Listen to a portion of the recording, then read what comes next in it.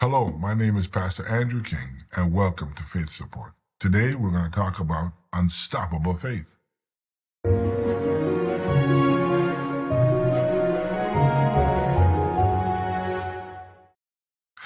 It was Martin Luther who was in Rome and preoccupied with thoughts. Luther availed himself of a recent indulgence that the Pope had issued to all those who would ascend Pilate's staircase on their knees.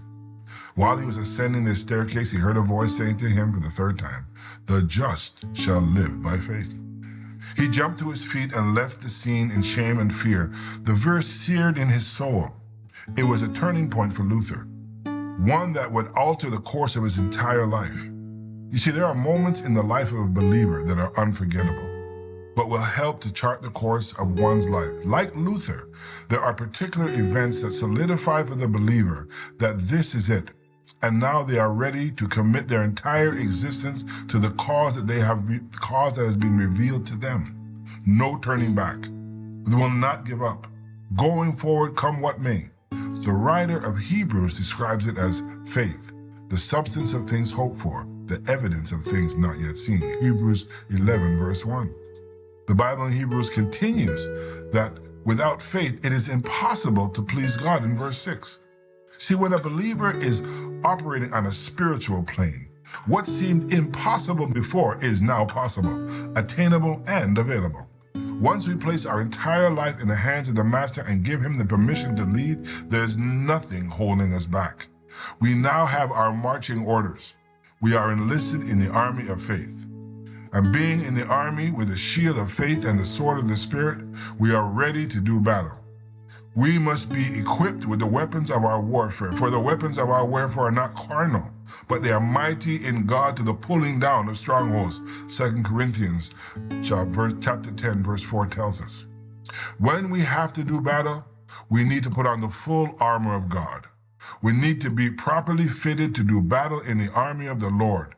We have the shield and the sword, but our outfit's not completed until we put on the helmet of salvation, the breastplate of righteousness. Gird our loins about with truth, and make sure you are wearing on your feet the gospel of peace. First thing in the morning, we discuss our strategy with the Lord. Then we're ready to enter into the daily battle, calling on Jesus throughout the day, always moving forward, never giving up. We will not turn back. We have now been enlisted by the commander and the chief of heaven, and therefore we are well equipped to defeat any challenge that we may face. The song says to us that faith is the victory that overcomes the world. There is an assurance that comes from knowing that someone is on your side, in your corner, and that you do not have to do everything by yourself. You see, a Christian is a believer, a member of a large extended family, and the leader has your best interests at heart, and his name is Jesus. We do not have faith in government agencies, financial institutions, or even in the medical profession. We ground our faith in something that is a lot more tangible, tried, tested, and proven. Our faith is based on our relationship with the Father, and everything we should do, we're working to strengthen and maintain that connection. A life of faith is a growing experience. From day to day, we have an opportunity to grow and know that what the Lord has in store for our lives as we commune with him on a daily basis. Each day, we have challenges. We interact with others. We have the chance to grow in our faith walk. Oswald Chambers describes it, the life of faith, in his book, My Utmost for His Highest. The life of faith is not a life of mounting up on wings, but a life of walking and not fainting. There are gonna be good days when everything works out just the way you hoped it would. And at the end of the day, you feel like you're walking on clouds. There'll be other days, and it will not be great. Nothing worked out as you planned. You would probably want to go back to bed and start the day over again. There will be some days when it is steady and you go and you're going through the motions and things are not extraordinary, but the day was okay. Then there are some when you go for a walk, you turn the corner, you walk up hills, down hills, everything, you reach your destination eventually. The road is not straight. There are bumps along the way.